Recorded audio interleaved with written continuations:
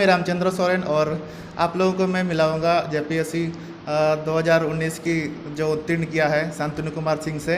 और आज उन्हीं के घर में है, आइए बात करते हैं उनकी शिक्षा, उनकी बैकग्राउंड, उनकी कहाँ से कोचिंग किया था, सारा चीज़ आइए जानते हैं। जोहार सर। हम लोग का चैनल बहुत बहुत स्वागत है। और आप थोड़ा अपने बारे में एक छोटा परिचय दिए। तो मेरा नाम शांतनु कुमार सिंह है और मैं ग्राम छोइणा पोस्ट धलबुंगर से बिलोंग करता हूँ। और मेरे पापा का नाम पूर्णचंद्र सिंह है जो कनास पंचायत के मुखिया हैं, और माँ का नाम लक्ष्मी देवी सिंह है जो प्रधान अध्यापिका हैं आदर्श मध्य विद्यालय धलबुंगर के। और अगर एजुकेशन बैकग्राउंड की बात करूं तो प्राइमरी एजुकेशन जो रही है मेरी वो विग इंग्लिश स्कूल छोटा गोविंदपुर जमशेदपुर से हुई है। उसके बाद सेकेंडरी जो एजुकेशन मेरी रही है क्लास 6 से 12 तक वो सैनिक स्कूल भुवनेश्वर से रही है। उसके बाद मेरी ग्रेजुएशन की पढ़ाई दिल्ली विश्वविद्यालय शहीद भगत सिंह इवनिंग कॉलेज से ज्योग्राफी ऑनर्स लेके किया है मैंने ग्रेजुएशन। उसके बाद मैंने पोस्ट ग्रेजुएशन भी किया है दिल्ली स्कूल ऑफ इकोनॉमिक्स, वो यूनिवर्सिटी ऑफ दिल्ली के अंदर ही आता है। और 2017 में मैंने मास्टर्स कंप्लीट किया और उसके बाद फिर मैं सिविल सेवा परीक्षा की तैयारी में लग गया। कब से तैयारी कर रहे थे? 2016 लेटर हाफ से 2017 अर्ली से तैयारी शुरू कर दी मैंने। कितना वक्त इससे पहले अटेम्प्ट कर चुके थे? यूपीएससी में ये मेरा तीसरा अटेम्प्ट था। अच्छा, अभी कौन सा रैंक है? अभी मेरी रैंक 654 रही है। अच्छा, तो आपको कौन सा सर्विस में देने वाले हैं? होप कर रहा हूँ कि इंडियन पुलिस सर्विस मिल जाएगी, नहीं तो इंडियन रेवेन्यू सर्विस तो मिल ही जाएगी। आप कौन सा चाहते हैं? अब तैयारी तो शुरू की थी कि आईएससी बनना है, इंडियन एडमिनिस्ट्रेटिव सर्विस ही ज्वाइन करना है। तो इस बार अगर नहीं भी मिला तो अगले बार अपने आप को एनालाइज करके मैं फिर से पेपर दूंगा। तो आपकी तैयारी कहाँ से हुई है? कौन सा कोचिंग संस्थान से? 2017 में मैंने कोचिंग की थी वाजीरामन रवि जो करोल बाग न्यू दिल्ली में है। उसके बाद हमारी कोचिंग लगभग 7 से 8 महीने की हुई थी और उसके बाद सेल्फ स्टडी ऑनलाइन सोर्सेज से मैंने अपनी तैयारी की है। तो आपकी जो तैयारी थी आप किस तरह से तैयार करते थे? आप कितना घंटा पढ़ते थे? इस पेपर के लिए, इस एग्ज़ाम के लिए सबसे पहले तो जो बेसिक बुक्स अगर मैं बताऊं कि एनसीईआरटी सीबीएसई की जो बेसिक बुक्स होती हैं 9th 10th 11th की 12th की, वो मैंने जो 4 सब्जेक्ट्स हैं पॉलिटिकल साइंस, ज्योग्राफी, हिस्ट्री और इकोनॉमिक्स, इनकी मैंने बुक पढ़ी थी। और फिर उसके बाद स्टैंडर्ड बुक्स हैं, कुछ बुक्स हैं वो पढ़ी थी। फिर उसके बाद करंट अफेयर्स का जो पोर्शन है वो मैं हिंदी न्यूज़पेपर पढ़ता था, कभी कभी इंडियन एक्सप्रेस भी पढ़ता था। तो इससे मैं करंट अफेयर्स तैयारी करता था और प्लस करंट अफेयर्स की मैगज़ीन आती है कोचिंग सेंटर्स की, तो उससे तैयारी करता था। अभी जो लड़का लोग तैयारी कर रहा है उनको आप किस तरह से पढ़ने और तैयारी करने के लिए बोलेंगे? अभी तो कोई भी जो भी इस परीक्षा को देने के लिए अगर चाहता है, देना चाहता है, तो सबसे पहले बोलूँगा कि वो अपना जो सिलेबस को देखे पहले तो, या फिर सबसे पहले तो सर्विस को ही देख लें। अगर सर्विस में सिविल सेवा में जाना है तो पहले तो सिविल सेवा होता क्या है वो देखना है, किस टाइप की जॉब प्रोफाइल होती है, क्या क्या करना पड़ता है। तो इससे और ज़्यादा इंस्पिरेशन आता है अगर होता है कि सबसे सर्विस करना है तो उसके बाद और एक चीज़ है कि इसका सिलेबस को देखना है, सिलेबस बड़े अच्छे तरीके से देखना है, पॉइंट टू पॉइंट देखना है, उसके बाद तैयारी स्टार्ट करनी है। ये ना कि बस तैयारी तुरंत स्टार्ट कर दें हड़बड़ी में, धीरे धीरे आराम से स्टार्ट करनी है, सिलेबस देख के तब आप आराम से कर लोगे ये। अच्छा, कोचिंग संस्थान कितना योगदान रहती है और अपना जो डेडिकेट होता है कितना मैटर करता है? अगर मेरे हिसाब से ये चेंज हो सकता है, सबका व्यू पॉइंट अलग अलग है।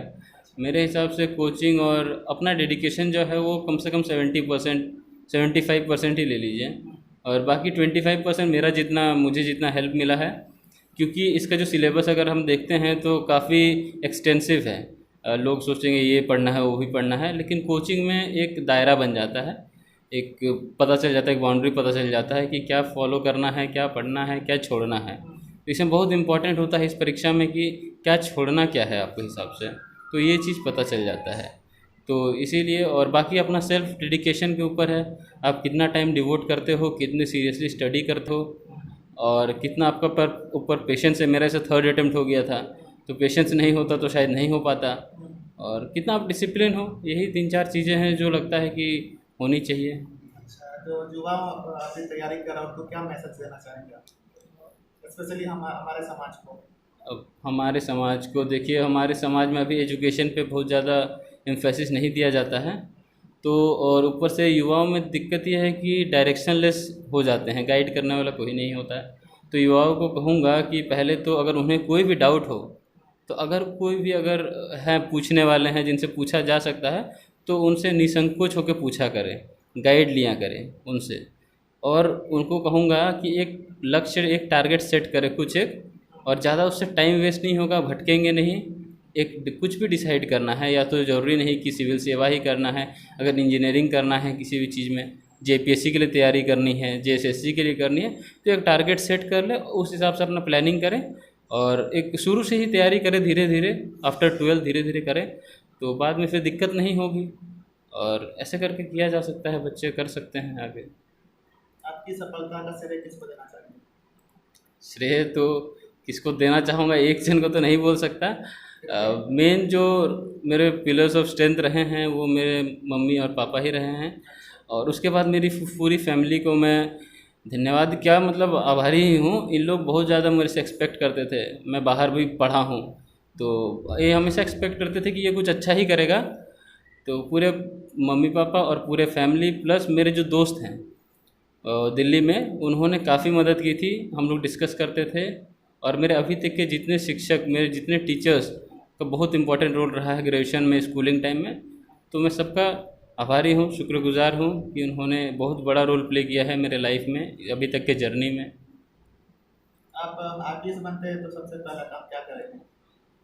आईपीएस बनते हैं तो आईपीएस का देखिए लॉ एंड ऑर्डर सिचुएशन से बेसिकली डील करते हैं, तो उनका जो एरिया होता है वो बहुत ज़्यादा डाइवर्सिफाइड नहीं होता है, तो ऐसे तो नहीं बता सकते हैं एग्जैक्टली क्या करना है आईपीएस बन के। लेकिन जहाँ भी जाऊँगा, जो भी डिपार्टमेंट मिलेगा मुझे, वहाँ अपना बेस्ट दूंगा और ट्राई करूँगा कि सिस्टम के साथ जल्दी अडेप्ट हो जाऊँ। लोगों के बीच और जो एडमिनिस्ट्रेशन के बीच जो गैप है उसको कम करने की कोशिश करूँगा कहीं भी जाऊँगा, तो यही है बस। अच्छा, फिर से तैयारी की ओर हम बात करते हैं कि कौन कौन सा बुक्स या फिर नोट्स या फिर इस तरह की मटेरियल आप लोग जो तैयारी कर रहे हैं उसको अच्छा, आप भी बोलना चाहेंगे? तो सबसे पहले तो एनसीईआरटी जो बेसिक बुक होती हैं सीबीएसई की, वो पढ़िए। हाँ, बाकी जो 4 सब्जेक्ट्स हैं मेन, ये 4 सब्जेक्ट्स पढ़िए जो आपने बताया, पॉलिटिकल साइंस, हिस्ट्री, ज्योग्राफी और इकोनॉमिक्स, ये चारों सब्जेक्ट की एनसीईआरटी से पढ़िए। और मुझे एक डाउनलोड कर सकते हैं बच्चे जो भी ये देखेंगे, ये तमिलनाडु स्टेट बोर्ड की आती है, हिस्ट्री की बुक आती है क्लास 11th और 12th का, मैं वो पढ़ा था, मुझे मदद मिली थी, तो बच्चे पढ़ सकते हैं, ये डाउनलोड कर सकते हैं इजीली इंटरनेट से। और उसके बाद स्टैंडर्ड बुक से अगर आएँ तो पॉलिटी के लिए एम लक्ष्मीकांत है, सभी बच्चे लगभग उसी से ही पढ़ते हैं, तो एक बुक इनफ है, उसी को बार बार रिवाइज़ करना है। और फिर ज्योग्राफी के लिए मेरा जो ग्रेजुएशन सब्जेक्ट तो ज्योग्राफी ही रहा है, तो मैंने अलग से कुछ नहीं पढ़ा था। लेकिन ज्योग्राफी के लिए मैं कहूँगा तो एक एटलस अपने पास ज़रूर रखना है बच्चों को, मैप वगैरह देखना है इंडिया का, डिफरेंट पार्ट्स में कौन कौन से रिवर हैं, माउंटेन्स हैं, हर स्टेट को जानना है ज्योग्राफी में। और ज्योग्राफी के लिए एनसीईआरटी की बुक काफ़ी है, एनसीईआरटी की बुक आती है वो काफ़ी है, उसको थॉरोली रिवाइज़ करना है। हिस्ट्री के लिए भी स्टैंडर्ड बुक्स तो नहीं, लेकिन एक बुक आती है स्पेक्ट्रम की है, उससे मॉडर्न इंडिया कवर हो जाता है। और एनसीईआरटीज़ पढ़ना है, बिपिन चंद्रा की एनसीईआरटी आती है वो पढ़ना है। और फिर आर्ट एंड कल्चर के लिए नितिन सिंघानिया की बुक आती है, और मैंने उसी से पढ़ाई की है, उसी से ही रिवाइज़ करके उसी से नोट्स बनाए हैं। और फिर उसके बाद आता है इकोनॉमिक्स का, तो इकोनॉमिक्स का जहाँ तक है आपका ये इकोनॉमिक्स सर्वे आता है, बीच में बजट आता है, इनको देखना है। और करंट न्यूज़पेपर फॉलो करना है कि इंडियन इकोनॉमी से रिलेटेड, इकोनॉमी में अर्थव्यवस्था कैसी है, इसके लिए न्यूज़पेपर सबसे बेस्ट हैं।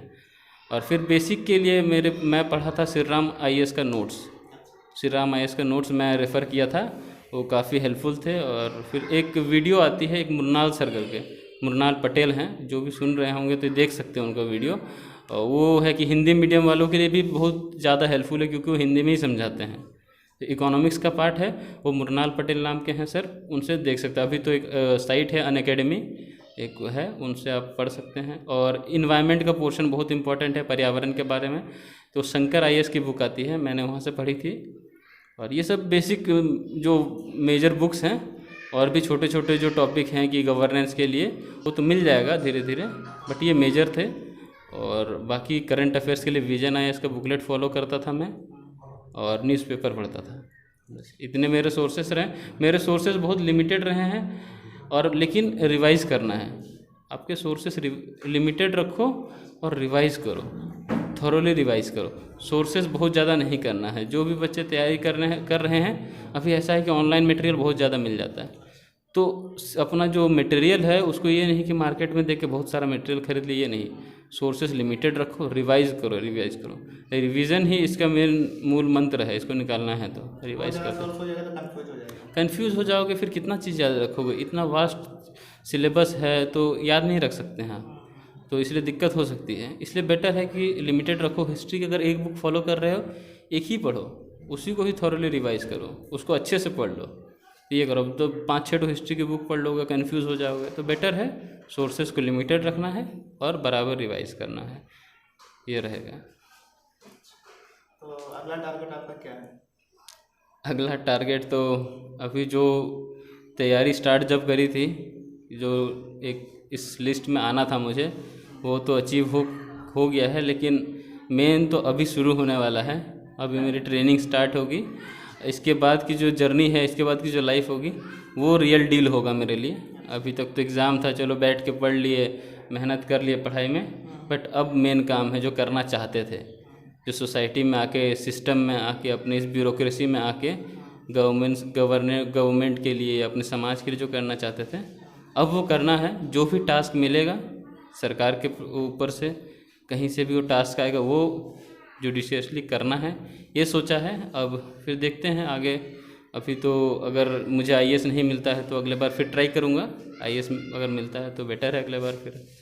समाज को क्या बेनिफिट करेंगे आप? समाज को कुछ बताना है जो नहीं, आपको रिटर्न क्या देंगे समाज को? रिटर्न मैंने समाज को बहुत कुछ देना है। अब जैसे कि मान लीजिए